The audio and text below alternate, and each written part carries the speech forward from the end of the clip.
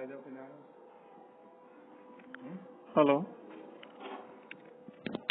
कक्षा 7 विज्ञान विषय। आज हम पढ़ेंगे मानव विज्ञान और प्रौद्योगिकी। मानव ह्यूमन बीइंग, हम लोग जो सभी हैं मानव हैं। विज्ञान विषय जहाँ पर हम लोग शोध के द्वारा कुछ भी समझते हैं, पढ़ते हैं, वो विज्ञान है। प्रौद्योगिकी है विज्ञान का उपयोग, यानी विज्ञान के नियम से, तकनीक से जब ये यंत्रों को बनाकर उसका उपयोग करते हैं तो प्रौद्योगिकी कहलाती है। तो जितनी भी चीजें आज हम देखते हैं सारी प्रौद्योगिकी के अंतर्गत आती हैं। तो आजकल हमारे जीवन में कोई भी कार्य, जैसे जो भी साधन है आने जाने के, कार, बस, ट्रेन, वायुयान आदि, सब हम विज्ञान के अंतर्गत ही सारे साधन आते हैं। ये सब एक प्रौद्योगिकी का हिस्सा है, यानी साइंस का यूज जो हो रहा है। अगला हमारा देखते हैं मानव विज्ञान प्रौद्योगिकी विकास में मानव जीवन में क्या क्या परिवर्तन आया है। तो कुछ छोटे परिवर्तन के हिसाब से अगर हम देखें तो पहले हमारे पास रिसीवर का फोन हुआ करता था, वायर होता था, कहीं ले जा नहीं सकते थे। उसके बाद मोबाइल है। तो क्या हुआ, प्रौद्योगिकी का ये विकास हुआ, टेक्नोलॉजी का विकास हुआ, टेक्नोलॉजी बढ़ गई। उससे पहले संदेश हम लोग चिट्ठी या मैसेज से भेजते थे। तो यही क्या है, मानव जीवन का जो विकास होता है, परिवर्तन क्या है कि पहले एक व्यक्ति आपकी चिट्ठी लेकर जाता था, अब वो काम 5 सेकंड 10 सेकंड में हम फोन से कर लेते हैं। तो यही विकास है। हमारा समय बच गया, कीमत बच गई। कई लोग जिस काम को करते थे वो काम बच गया। कम टाइम में आज हम ट्रेन से एक जगह से दूसरी जगह पहुंच जाते हैं। आंख का ऑपरेशन, नई आंख लग जाती है, आर्टिफिशियल जो कृत्रिम रूप से जिन लोगों के हाथ पैर कट जाते हैं उनके हाथ भी लगा दिए जाते हैं। तो ये सारी चीजें आजकल संभव है। ये सब प्रौद्योगिकी कहलाता है। जहाँ टेक्नोलॉजी और साइंस मिलकर काम करते हैं वो उस चीज को हम प्रौद्योगिकी मुख्य रूप से कहते हैं। जैसे एक्सरे, हाथ के अंदर की फोटो लेना, फैक्स मशीन, टेलीफोन, ये सारे जितने भी एग्जांपल हम देख रहे हैं सारे प्रौद्योगिकी के अंतर्गत आते हैं। इसके बाद हमारा अगले पेज पे हम चलते हैं। कोयले से विद्युत बनाना, एनटीपीसी। हाँ, एनटीपीसी क्या है? एनटीपीसी का जो पूरा नाम है नेशनल थर्मल पावर कॉर्पोरेशन। पूछा जाता है अक्सर, तो एनटीपीसी का पूरा नाम आपको पता होना चाहिए, नेशनल थर्मल पावर कॉर्पोरेशन। ये क्या करता है, विद्युत का निर्माण करता है। हमारे पूरे देश में जो भी विद्युत का निर्माण होता है ज्यादातर इन्हीं से होता है। ये विद्युत का निर्माण करने वाले प्लांट हैं। फसल की कटाई भी पहले हाथ से होती थी, आजकल मशीनों से होती है। कुछ जगह प्रिंट थोड़ी सी गड़बड़ है, आप समझ सकते हैं। लेकिन तो जब कई चीजों का प्रौद्योगिकी आया, टेक्नोलॉजी का विकास हुआ, कई चीजों का विकास नहीं हो पाया, तो उसके लिए स्पेशल कुछ काम किए गए। मत्स्य उत्पादन में क्या है, उन्नत प्रकार के मत्स्य बीज द्वारा रेशम उत्पादन, वैज्ञानिक विधि द्वारा कीट के शहतूतों, वृक्ष का पालन, सुअर पालन, मुर्गी पालन, सब्जी उत्पादन। ठीक है, नए नए बीज, नई प्रजाति के फल की ज्यादा फल लगे, ज्यादा चीजें हमारे पास आए। ये जितने भी चीजें हैं ये इम्पोर्टेंट है, ये पूछी जाती है एग्जाम में। इसके अलावा तो जब देखा गया कि फसल कम हो रही है तो सरकार ने खेती पर जब ज्यादा जोर दे दिया, या दूध का उत्पादन कम हो गया, फिर दूध उत्पादन पर जोर दिया गया। तो ऐसे कुछ प्रमुख उत्पादन के लिए सरकार की स्पेशल स्कीम थी जो क्रांति के नाम से फेमस। जैसे क्रांति में एकदम से चीजें भड़क जाती हैं, लोग भड़क जाते हैं, वैसे ही हरित क्रांति, यानी पूरे देश में फिर हरियाली के ऊपर ही काम हुआ है, तो वो हरित क्रांति कहलाया। हरित क्रांति क्या है, यानी जिसमें फसल उत्पादन का काम है वो हरित क्रांति है। श्वेत क्रांति दुग्ध उत्पादन से संबंधित। पीली क्रांति मतलब तिलहन या दालें कह सकते हैं। भूरी क्रांति उर्वरक, जो खाद वगैरह हैं उनके उत्पादन को बढ़ाया जाए, देश में सबसे ज्यादा खाद बने।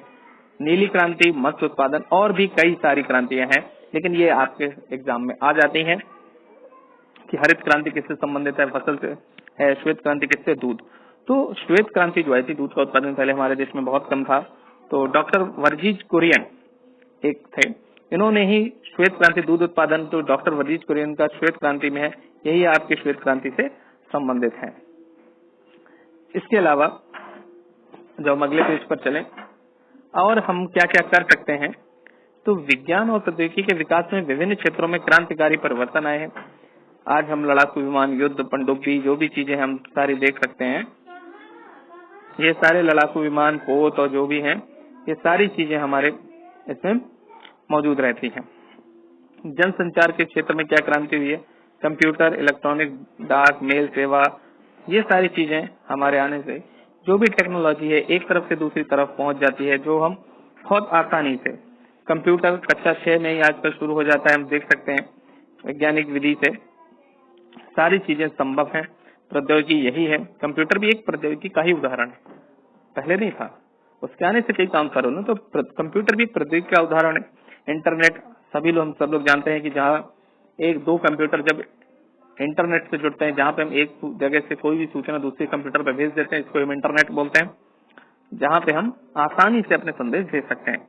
ईमेल, आजकल पता है जैसे हम लोग पत्र लिखते थे तो पेपर पे, ईमेल का पूरा नाम है इलेक्ट्रॉनिक मेल, यानी इलेक्ट्रॉनिक तरीके से जब हम कोई अपनी सूचना भेज देते हैं तो वो ईमेल है। जैसे इसके कई उदाहरण हैं, जीमेल है, हॉटमेल है, याहू, ये सारे आपके ईमेल के उदाहरण हैं। अच्छा, ईमेल कैसे प्रयोग कर सकते हैं? ईमेल के लिए आपके पास कंप्यूटर या इंटरनेट होना चाहिए। कृत्रिम उपग्रह के माध्यम से संदेश, अन्य दूसरे देशों से संबंध, जितने भी आजकल सारे काम है कंप्यूटर से ही होते हैं, हम सभी लोग जानते हैं। तो कंप्यूटर का भी हमारे जीवन में काफी उपयोग है, तो ये इम्पोर्टेंट है, इसको पढ़िए। अगले पेज पर हम जल्द चलते हैं। मोबाइल, स्मार्टफोन, आप सभी लोग परिचित हैं। मोबाइल फोन जनसंचार के क्षेत्र में व्यापक योगदान है, इलेक्ट्रॉनिक उपकरण है। इसके अलावा हम इसे एसएमएस भेज सकते हैं, बात कर सकते हैं, वॉइस रिकॉर्डर है, वीडियो देखने के लिए, फोटो खींचने, सारी चीजें हम लोग जानते हैं। भौगोलिक स्थिति जानने के लिए जीपीएस, आजकल हम ऑनलाइन ट्रांजेक्शन, बैंक में पैसे भी भेज सकते हैं, हर सुविधा हमारे पास हो सकती है। अब एक वर्ड इसमें है कि भौगोलिक स्थिति जानने के लिए जीपीएस का प्रयोग। जीपीएस क्या है? हमारे फोन में गूगल मैप होता है कि हम कहाँ हैं, ये जगह भी हमारे फोन से पता चल सकती है, कहीं पे जाने का रास्ता हमें पता चल सकता है जीपीएस से। इसका नाम है ग्लोबल पोजीशन सिस्टम। जीपीएस का पूरा जो नाम है ग्लोबल पोजीशन सिस्टम, नहीं पता है आप नोट कर सकते हैं। अगला हमारा टॉपिक है कृषि। तो जनसंख्या विस्फोट, मतलब धीरे धीरे जब देश की जनसंख्या बढ़ जाती है तो सीधी सी बात है, हमको खाना तो चाहिए। प्रौद्योगिकी हम कितना भी बढ़ा लें, डिवाइस कितनी भी बढ़ा लें, इलेक्ट्रॉनिक सामान बढ़ जाएगा, सब कुछ है, लेकिन खाने के लिए हमें अन्न ही चाहिए। तो कृषि भी हमको बढ़ानी पड़ेगी, और कृषि हम प्रौद्योगिकी की सहायता से बढ़ा सकते हैं। अगर कोई आदमी खेत जोतेगा, बैल जोतेगा, तो वो कम जोत पाएगा, लेकिन वही ट्रैक्टर से जोतेगा तो एक दिन में ज्यादा जोत लेगा। तो यानी अगर हम प्रौद्योगिकी का उपयोग खेती में करें तो खेती भी हम बढ़ा सकते हैं, हर क्षेत्र में इसका उपयोग कर सकते हैं। तो इसमें कई वैज्ञानिक आविष्कार दिए गए हैं, आप इसको पढ़ें तो देखिए क्या लिखा है। वैज्ञानिक जितने भी उपकरण है, ट्रैक्टर, अच्छे प्रकार के हल, ट्यूबवेल, कीटनाशक दवा, उर्वरक, ये सारी चीजें खेती में उपयोग करते हैं। और ये सारी चीजें किससे बनती हैं? प्रौद्योगिकी यानी टेक्नोलॉजी से बनती हैं। प्रौद्योगिकी का सीधा सा मतलब केवल टेक्नोलॉजी से है। अब ईंधन, पेड़ की सूखी पत्तियां, गोबर, लकड़ी, कोयला, ये सब हम पुराने टाइम में अपने यूज करते थे, आज भी यूज करते हैं, लेकिन धीरे धीरे उनका रूप बदल जाता है। पहले हम चूल्हे से खाना बनाते थे, आज हम लोग गैस से खाना बनाते हैं। तो कई सारे हमारे पेट्रोल, डीजल के आजकल वाहन आ गए, एलपीजी है, इनका बड़े पैमाने पे ईंधन। ईंधन का मतलब ही क्या है? ईंधन का मूल मतलब ये है कि ऐसी वस्तुएं जो हमें आग या ऊष्मा दे सके, जिनमें आग लग सकती है, वो सारी ईंधन वस्तुएं। तो पेड़ की सूखी पत्तियां, गोबर, लकड़ी, कोयला, मिट्टी, तेल, पेट्रोल, डीजल, सारे क्या है? ईंधन वस्तुएं, जो हम जलाने पर या गर्म करने पर हमें ऊष्मा दे दें, वो सारी वस्तुएं ईंधन है। अब ईंधन आज के टाइम में अगर हम सोलर एनर्जी, सूर्य की किरण से, सोलर प्लेट से जो हम एनर्जी बनाते हैं, तो वो भी एक तरीके का ईंधन ही है। जो भी चीज हमें अगर ऊर्जा दे सकती है, हमारे काम हो सकते हैं उससे, तो सारी चीजें क्या है? ईंधन है। अगला प्रौद्योगिकी के क्षेत्र में हम चिकित्सा। चिकित्सा क्या है? जब भी कोई बीमारी आती है हमारे देश में, तो दवा उसके बाद ही बनती है। पहले बीमारी आती है तो धीरे उसके बाद दवा बनती है। तो कभी कभी बुखार के लिए जब शुरुआत में दवाई हुई, कई लोग बुखार से भी मरे होंगे, जैसे आज कोरोना है, कई चीजें। तो अब जब कोई दवा बनती है तो उसके लिए हम कोई भी दवा लेने जाते हैं, हाथ में दर्द हो रहा है तो पहले वो दवा देगा, तो पहले चेक करेगा दवा देने से पहले कि आपके दर्द क्यों हो रहा है, हाथ में क्या समस्या है, कहीं टूटा तो नहीं है। एक्सरे करेगा, एक्सरे जिस मशीन से करता है तो वो आपके हाथ की फोटो लेती है, जो आपकी खाल, आपके मांस और नसों को चीरती हुई आपकी हड्डी की फोटो ले लेती है। तो ये प्रौद्योगिकी का साइंस में कैसा उपयोग है, मतलब साइंस का मतलब मेडिकल यानी चिकित्सा में कैसा उपयोग है। डॉक्टर इन मशीनों के उपयोग से जान लेते हैं। वैसे अंदाज लगा पाना कि अंदर कितनी चोट है बहुत मुश्किल है। चिकित्सा में जब हम टेक्नोलॉजी को मिला देते हैं तो टेक्नोलॉजी की सहायता से आज हम सभी बीमारियों की दवा, अल्ट्रासाउंड, एक्सरे, जितनी भी मशीनें हैं जिनका प्रयोग हमारी चिकित्सा में होता है, भले वो चाहे एक ऑक्सीजन हो, एक थर्मामीटर, एक बहुत छोटा सा एग्जाम्पल है हमारे पास कि थर्मामीटर जो है वो भी हमारे शरीर का टेम्परेचर बता देते, तो वो भी क्या है, एक प्रौद्योगिकी, एक टेक्नोलॉजी का ही हमारे पास एग्जाम्पल है। किसी को छू के तो नहीं बता सकते इसको कितना डिग्री बुखार है, एग्जैक्ट नहीं बता सकते। तो हमारे पास एक यंत्र है जिसे प्रौद्योगिकी या टेक्नोलॉजी की मदद से बनाया गया थर्मामीटर, समझने के लिए वो छोटा एग्जाम्पल है। चिकित्सा के क्षेत्र में भी टेक्नोलॉजी का उपयोग है। अब राष्ट्रीय सुरक्षा और युद्ध में क्या उपयोग है? तो पहले लड़ाइयां तलवारों से होती थी, अब बंदूकें आ गई हैं। बंदूक कैसे बनाई गई, ये भी टेक्नोलॉजी है। बम, मिसाइल, जितनी भी चीजें बनाई जाती है सारी टेक्नोलॉजी है। ये क्यों बनाएगी? हमारे देश की सुरक्षा के लिए। तो ज्यादातर चीजें युद्ध स्तर में जो इस्तेमाल होती है वो अपने को बचाने के लिए होती है, दूसरों को नुकसान पहुंचाने के लिए नहीं होती है। ये चीजें में ध्यान रखनी चाहिए, छोटी छोटी है, हमारे दिमाग में होनी चाहिए। तो आज हमारे देश में पृथ्वी, अग्नि, त्रिशूल जैसी मिसाइलों का प्रयोग हो रहा है और हम जानते हैं हमारे मिसाइल मैन है डॉक्टर APJ अब्दुल कलाम जी थे, जिन्होंने मिसाइल की टेक्नोलॉजी को काफी आगे तक बढ़ाया। इसके अलावा हमारे टेक्नोलॉजी का काफी उपयोग है। आप खुद से भी सोच सकते हैं कि कहाँ कहाँ हम टेक्नोलॉजी का उपयोग करते हैं। आजकल हमारे आसपास हम टेक्नोलॉजी से घिरे हैं। Light, television, mobile phone, everything, जो भी हम चीजें देख रहे हैं सारी टेक्नोलॉजी से ही है। अब इसमें जो एक इम्पोर्टेंट लाइन है, हाईलाइट है, आप देख सकते हैं, तो वो हाईलाइट लाइन क्या है? यहाँ पे देखिए, विज्ञान और प्रौद्योगिकी के विकास से मनुष्य को केवल लाभ ही नहीं मिला, अनेक प्रकार की हानियां भी हुई हैं। क्या क्या नुकसान हुए हमें विज्ञान और प्रौद्योगिकी से? पहला तो सबसे बड़ा नुकसान पर्यावरण का। वाहन जितने चलते हैं, धुआं, फैक्ट्रियां, ईंट भट्टे, जितनी भी चीजें बनती हैं, उसका जितना भी कूड़ा कचरा होता है सारा या तो नदियों में जाता है या हवा में जाता है। हवा के जरिए प्रदूषण, जैसे हम लोग देखे हैं कि न्यूज में काफी आता है, जब दिवाली को पटाखे छूटते हैं तो इतना धुआं हो जाता है कि दिल्ली में लोग सांस लेना मुश्किल है। जो बड़े शहर है जहाँ जनसंख्या ज्यादा, लोग ज्यादा रहते हैं, ज्यादा छुटाते हैं, जगह थोड़ी है, तो आप पर्यावरण को सबसे ज्यादा नुकसान हम पर्यावरण को आजकल पहुंचा रहे हैं, जो कि बहुत जरूरी है हमारे जीवन के लिए। ऐसे कई सारे कुछ चीजों के फायदे हैं तो नुकसान भी हैं। टेक्नोलॉजी के बहुत सारे उपयोग हैं। मोबाइल का प्रमुख उपयोग क्या है कि बात करने के लिए होना चाहिए। इंटरनेट आया तो उससे हम एजुकेशन के लिए कितना यूज कर सकते हैं, जानकारी प्राप्त, लेकिन उसके अलावा कई चीजों में हम इसमें फालतू में बिजी हो जाते हैं, तो उन चीजों से बचना है। तो विज्ञान की प्रौद्योगिकी एक वास्तव में बहुत अच्छा उपयोग है, हमारे जीवन के लिए बहुत उपयोगी है। अगला, विज्ञान जो हमने सीखा है आज, इसके बारे में आप और भी पढ़ सकते हैं, आपके पास बुक आ चुकी है। तो विज्ञान के नियमों एवं सिद्धांतों के प्रयोग से कार्यों को करना और उसको सरल बनाना प्रौद्योगिकी। प्रौद्योगिकी यह है कि पहले जो हमारे पास टेक्नोलॉजी थी उसको और बढ़ाते हुए जीवन को और सरल कर देना और थोड़ा इजी हो जाए हमारा काम। जैसे पहले चिट्ठी था, चिट्ठी की जगह हमारा फिर रिसीवर वाला फोन आया, जिसको हम कहीं ले जा नहीं सकते थे, एक जगह पे बैठ के बात कर सकते थे, केवल बात ही कर सकते, उसमें और कोई चीजें नहीं हो सकती थी। फिर सिंपल फोन आया जिसमें बात हो सकती थी, मैसेज भी साथ में भेज सकते थे, कई लोगों के नंबर हमें नोट नहीं करने पड़ते थे, ले जा सकते थे। फिर धीरे धीरे उसमें कैमरा भी लग गया, फिर उसमें इंटरनेट भी आ गया। तो ये सब क्या है कि धीरे धीरे धीरे धीरे विकास हो रहा है, टेक्नोलॉजी बढ़ रही है, इसको हम कहते हैं प्रौद्योगिकी का विकास। ठीक है, चीजों को धीरे धीरे करके और सरल बनाना। विज्ञान और प्रौद्योगिकी एक दूसरे पर आश्रित है। विज्ञान क्या है? केवल खोज करना, सिद्धांत बना लेना, लेकिन उस सिद्धांत का जीवन में उपयोग कैसे है?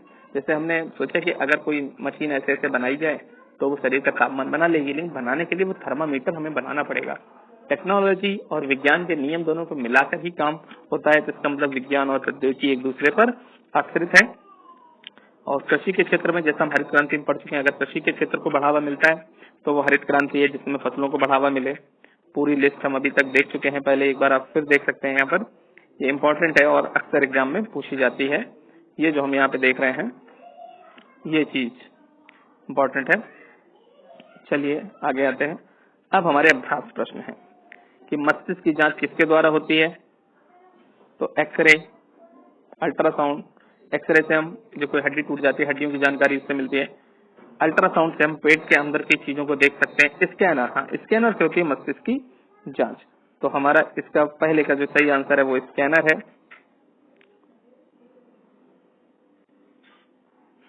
पहले का सही आंसर स्कैनर है। जीवन में उपयोगी क्या है? केवल विज्ञान, केवल प्रौद्योगिकी नहीं, विज्ञान और प्रौद्योगिकी दोनों ही। कि अभी हमने ये पढ़ा है कि विज्ञान और प्रौद्योगिकी एक दूसरे पर आश्रित हैं, ये लाइन साफ लिखी है। तो दोनों ही हमारे जीवन के लिए उपयोगी है। चलिए अगले पेज पे चलते हैं। अगला क्वेश्चन हमारा, टेलीफोन लाइन की सहायता से जुड़ा नेटवर्क क्या कहलाता है? Smartphone, computer, internet. तो स्मार्टफोन कोई लाइन से जुड़ता नहीं है, कंप्यूटर, इंटरनेट, टेलीफोन लाइन से कोई नहीं जुड़ता। हाँ, इंटरनेट हम टेलीफोन लाइन से जुड़ देते हैं, जैसे आप आजकल लोग वाईफाई कनेक्शन लेते हैं, तो इंटरनेट का एक माध्यम टेलीफोन लाइन हो सकता है। ठीक। मृदा प्रदूषण से कम होती है अगर मिट्टी में प्रदूषण हो जाएगा। मिट्टी में कैसे प्रदूषण हो सकता है कि जैसे कूड़ा कचरा फेंक दिया, पॉलिथीन है जो नष्ट नहीं होते, वो मिट्टी में मिलती है, तो उस जगह पर कोई अच्छी फसल, पेड़ पौधे नहीं उग सकते हैं, तो उसको कहते हैं मृदा प्रदूषण यहाँ पर हो गया। तो उससे उसकी उर्वरा शक्ति कम हो जाती है। उर्वरा शक्ति मतलब होता है कि वहां पे कोई चीज कितनी उग सकती है, उसको उर्वरा शक्ति कहते हैं। रिक्त स्थानों की पूर्ति, शरीर के अंदर के भागों की जांच, अल्ट्रासाउंड अभी बताया था। अगला खा क्वेश्चन है, मनोरंजन के साधन कौन है? विज्ञान और प्रौद्योगिकी दोनों मनोरंजन के साधन है। इसी प्रकार आप सारे फिल इन द ब्लैंक जो बचे हुए उनको करें, ना है तो आप पूछ सकते हैं। ईमेल बता चुके थे, दूर संचार की व्यवस्था है, कृत्रिम उपग्रह। दूर देखिए, ईमेल जो है ये कंप्यूटर आधारित संचार, कंप्यूटर के थ्रू हम ईमेल करते हैं। कृत्रिम उपग्रह एक दूर संचार व्यवस्था है। एलपीजी क्या है? खाना पकाने गैस है। पृथ्वी अग्नि त्रिशूल मिसाइल है। और मनोरंजन के साधन बढ़ने से ध्वनि प्रदूषण हो सकता है। प्रौद्योगिकी का क्या अर्थ है? आपको विशेष रूप से समझा दिया गया है। प्रौद्योगिकी शुरू में ही आपको दिया गया, जो विज्ञान की सहायता से जो हमारे सरल काम बनाने में मशीनें युक्त होती हैं, वो सब प्रौद्योगिकी है। विज्ञान और प्रौद्योगिकी में क्या संबंध है, एक दूसरे पर निर्भर है। हरित क्रांति क्या है, आपको समझा दी गई है। और आपके इन सभी क्वेश्चंस को हम फिर से लिखवा के बता भी देंगे, और पहले तो आप इसको पढ़ें पूरा, सारी चीजें आपको समझा दी गई। जहां जिन चीजों को अंडरलाइन किया गया है वो सारी चीजें समझें और उनको याद करें, जो याद करने वाली चीजें हैं। चलिए, धन्यवाद।